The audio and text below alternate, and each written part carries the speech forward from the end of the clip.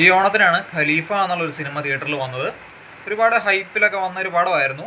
പൃഥ്വിരാജൊക്കെ main lead role വന്നൊരു പടമാണ്. പക്ഷെ അതിൻ്റെ അത് ക്യാമിയോ ആയിട്ട് മോഹൻലാലുണ്ട്, അല്ലെങ്കിൽ ലാലേട്ടൻ ഉണ്ട് എന്ന് വിചാരിച്ചപ്പോൾ തന്നെ, അല്ലെങ്കിൽ പറഞ്ഞ സമയത്ത് തന്നെ ആളുകൾ ഒരുപാട് ഈ ഒരു പടത്തിനെ പറ്റി ഹൈപ്പ് ഇട്ടു.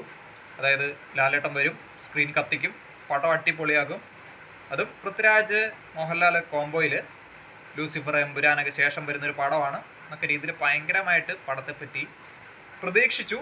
പക്ഷേ ഒരു പരിധി വരെ ഒരു കൂട്ടം ആളുകളെ, അല്ലെങ്കിൽ ഒരു നല്ല ഭൂരിപക്ഷം ആളുകളെ നിരാശപ്പെടുത്തിയ ഒരു പടമായിട്ടാണ് ഈ ഒരു ഖലീഫ എന്നുള്ള സിനിമ മാറിയത്. ഞാൻ പറയുന്നതല്ല, ഓക്കെ, റിപ്പോർട്ടുകൾ പറയുന്നതാണ്.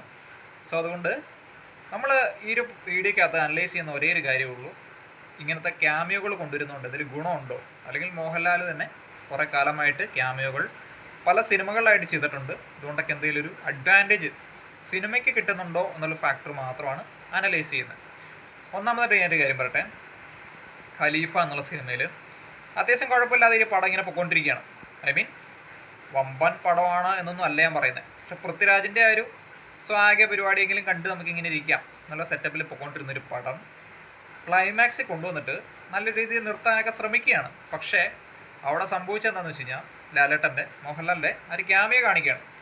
ആ ക്യാമിയോ കാണിക്കുന്നതിലുള്ള മെയിൻ പ്രശ്നം എന്താണെന്ന് അറിയും. സംഭവിച്ചത് വേറൊന്നുമല്ല, ആ ഒരു സെറ്റിങ്, ഒരു ലൊക്കേഷന്, അദ്ദേഹം കിടക്കുന്ന ആ ഒരു ജയിലൊക്കെയാണ് ഉദ്ദേശിക്കുന്നത്.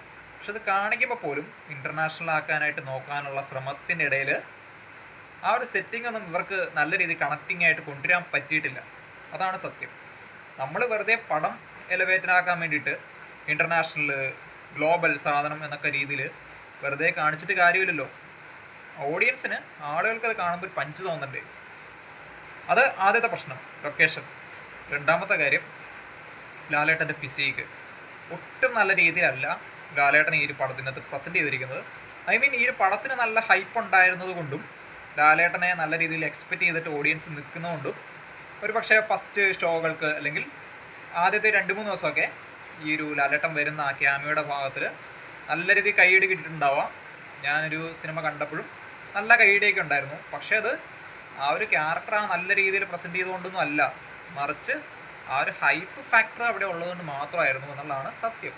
പക്ഷെ അപ്പാർട്ട് ഫ്രം ദാറ്റ് ഒരു തരത്തിലുള്ള കൈയടിക്കുള്ള വകുപ്പുള്ള സാധനവും അതിൻ്റെ അകത്ത് ഇല്ലായിരുന്നു എന്നുള്ളതാണ് റിയാലിറ്റി. ഒന്നും വേണ്ട, 2 പഞ്ച് ഡയലോഗ്, നല്ല 2 ഡയലോഗ് അതിൽ ഇട്ട് കൊടുക്കത്തില്ലായിരുന്നു.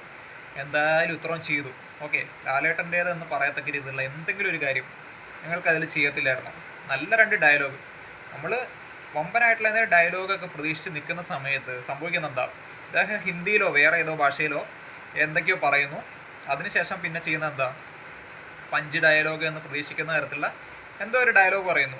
പക്ഷേ അത് പഞ്ച് ഡയലോഗ് അല്ല, പഞ്ച് ഡയലോഗ് എന്നല്ല, ആ ഒരു കഥയ്ക്ക് തന്നെ ഒട്ടും ഡിമാൻഡിങ് അല്ലാത്തൊരു കാര്യമാണ് പറയുന്നത്. അതിനുശേഷം ടൊവിനോനെ കാണിക്കുന്നു, അങ്ങനെയൊക്കെ അങ്ങനെ പോവുകയാണ് പടത്തിൻ്റെ ഒരു ഗ്രാഫ്. പക്ഷെ അവിടെ പറ്റുന്ന എന്താ അറിയോ, ആ ഒരു ക്യാമിയോ കൊണ്ടുവന്നിട്ടുള്ള ആ ഒരു പവർ കൊണ്ടുവരാനായിട്ട് ഒരിടത്തും ഈ ഒരു പടത്തിൻ്റെ അത് സാധിച്ചിട്ടില്ല. ആ ഒരു സാധനം കൊണ്ടുവരുന്നതൊക്കെ എങ്ങനെയാണെന്ന് വെച്ച് കഴിഞ്ഞാൽ, നമ്മളെ ജയിലർ എന്നുള്ള പടമൊക്കെ ഉണ്ടല്ലോ, അതിൻ്റെ അകത്തൊക്കെ മോഹൻലാലെ, നമ്മൾ മലയാളികൾ പോലും അല്ല, തമിഴ്നാട്ടുകാരനാണ് നെൽസൺ കൊണ്ടുവന്ന പ്രസൻറ്റ് ചെയ്തിട്ടുള്ള ആ ഒരു സാധനം നോക്ക്, നല്ല ഹെവി സാധനമാണ്. ക്യാമിയോ എന്നൊക്കെ പറഞ്ഞാൽ ആ ലെവലിൽ തന്നെ നിൽക്കണം. ഐ മീൻ പടത്തിൻ്റെ ഗ്രാഫ് എലവേറ്റ് ചെയ്യാൻ വേണ്ടിയിട്ടാണ് നിങ്ങൾ എന്തൊക്കെ പറഞ്ഞാലും ക്യാമിയോ കൊണ്ടുവരുന്നത്. ഓക്കെ, കറക്റ്റ് അല്ലേ? അതിൽ കൂടുതലായിട്ട് ഒന്നും നിങ്ങൾ അതിൽ നിന്ന് പ്രതീക്ഷിക്കുന്നില്ല. അങ്ങനെ ഒരു ക്യാമിയോ കൊണ്ടുവരുമ്പോൾ ആ ഒരു ഫാക്ടേഴ്സ് കൊണ്ടുവന്നില്ലെങ്കിൽ അത് ഫ്ലോപ്പായി പോകും. ഈ ഒരു പടത്തിൻ്റെ ഭാഗത്ത് സംഭവിച്ച അതാണ്. ഓവറോൾ ഖലീഫ വലിയൊരു പടമാണെന്നൊന്നല്ല ഞാൻ പറഞ്ഞത്. വാട്ട് എവർ ഇറ്റ് ഈസ്, പടത്തിൻ്റെ അകത്ത് ആ ഒരു മോഹൻലാലിൻ്റെ ആ ഒരു ഭാഗം കൊണ്ടുവരുമ്പോൾ വളരെ നീറ്റായിട്ട് ഇൻട്രസ്റ്റിംഗ് ആയിട്ട് കൊണ്ടുവരായിരുന്നു. അറ്റ്ലീസ്റ്റ് ആ ഒരു ഫിസിക്കലെങ്കിലും ആ സാധനം കൊണ്ടുവരായിരുന്നു. ഇത് പൃഥ്വിരാജിൻ്റെ അപ്പൂപ്പനാണ് എന്നൊക്കെ പറഞ്ഞ് ആ ഒരു വേഷത്തെ കൊണ്ടുവരികയാണ്.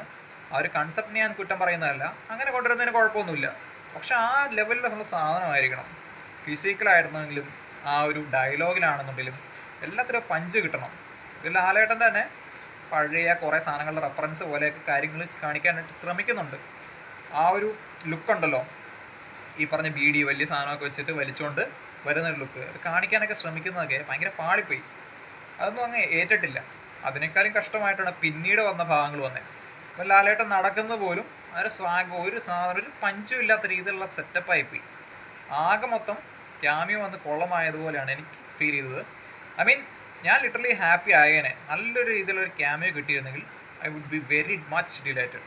ഞാൻ അങ്ങനെ ഒരു സാധനം എക്സ്പെക്ട് ചെയ്തിട്ടാണ് സത്യം പറഞ്ഞാൽ പടത്തിൽ പോയത്. ക്യാമിയോയിലെങ്കിലും തകർക്കുമെന്ന് വിചാരിച്ചു. പക്ഷെ അതൊന്നും ഉണ്ടായില്ല. വൈശാഖ് അമ്മാതിരി പരിപാടി ഒന്നും ചെയ്തിട്ടില്ല. എന്തൊക്കെയോ ചെയ്യാൻ വേണ്ടിയിട്ട്. അതിനൊപ്പം തന്നെ ഈ പറഞ്ഞ സൗബിന് കാര്യങ്ങളെല്ലാം ഭയങ്കരമായിട്ട് നിരാശപ്പെടുത്തി. ആ ഒരു ക്യാമിയോടൊപ്പം ക്യാമിയോ നോക്കിയിട്ട് മോഹൻലാൽ വരുന്ന എൻട്രൻസ് ഒക്കെ നോക്കിയിട്ട് സൗബിനൊക്കെ ഇങ്ങനെ നിൽക്കുന്ന കാണുമ്പോൾ തന്നെ ഭയങ്കര ഡിസ്കണക്റ്റിംഗ് ആയിട്ട് ഫീൽ ചെയ്യുക. അതൊന്നും അവിടെ ഒരു കാര്യമില്ല, വെക്കേണ്ട ഒരു ആവശ്യമേ ഇല്ല ഇത്തരത്തിലുള്ള ആളുകളെ പോലും.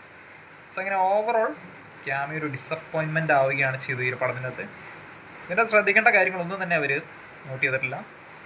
കേരള ഓഡിയൻസ് ആയിക്കോട്ടെ, what ever audience it is, ആ ഒരു പഞ്ച് കൊണ്ടുവരാനാണ് നിങ്ങൾ ക്യാമിയോ കൊണ്ടുവരുന്നെങ്കിൽ അതിനുള്ള സാധനങ്ങൾ അവിടെ കൊണ്ടുവരാനായിട്ട് ശ്രമിക്കുക. അതർവൈസ് ഇങ്ങനെ ഒരു പരിപാടിയാണ് സംഭവിക്കുക. ഈ ഒരു ഖലീഫ എന്നുള്ള കേസിൽ ഒട്ടും തന്നെ സാറ്റിസ്ഫാക്ടറി അല്ല. ഇങ്ങനെയൊക്കെയാണ് സംഭവിച്ചിരിക്കുന്നത് മൊത്തത്തിൽ ഓവറോൾ. മോഹൻലാൽ തന്നെ ക്യാമിയോ സെലക്ഷൻ എടുക്കുന്നത് അറിയാം. നമ്മുടെ പുള്ളിയുടെ ഫ്രണ്ട്സ്, ഇഷ്ടക്കാർ, ഇങ്ങനെയുള്ള ആളുകളൊക്കെ വിളിക്കുന്നതനുസരിച്ച് അദ്ദേഹം ക്യാമിയോ ചെയ്യുന്നതാണ്. He doesn't care. നമുക്കറിയാം ആ ഒരു കാര്യം. ഇവൻ പുള്ളിയുടെ തന്നെ സിനിമ പുള്ളി ഒരുപാട് കെയർ ചെയ്തിട്ടൊന്നും അല്ല ചെയ്യുന്നത് പലപ്പോഴും. ഇപ്പം അങ്ങനെയല്ല കേട്ടോ, ഇപ്പം മാറിയിട്ടുണ്ട് ഒരുപാട് കാര്യങ്ങൾ. ബട്ട് ക്യാമിയോയുടെ കേസിൽ അതൊക്കെയാണ് സംഭവിച്ചിരിക്കുന്നത്. We know that. എന്തായാലും anyhow this is what happen with Khalifa.